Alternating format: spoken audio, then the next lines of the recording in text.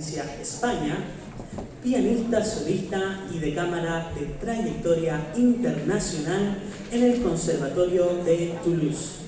Realizó además estudios de canto en distintos conservatorios, así como música y musicología en la Universidad de Toulouse.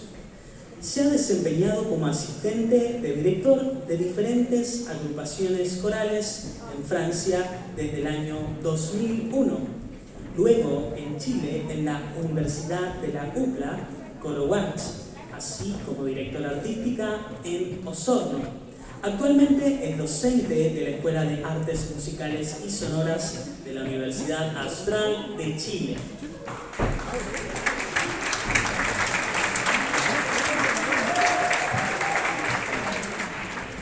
Escucharemos al coro EAS y nos interpretarán Las tristezas no me espantan, Anónimo Español, transcripción de Néstor Sadoff, Carla Barlito, quebradeño de Anónimo Andini, norte de Argentina, Bourg Saint Chemin de Bruno Coulas en 1954 y Dance of Beauty de Ola J-Lo del texto de Emily Bronte.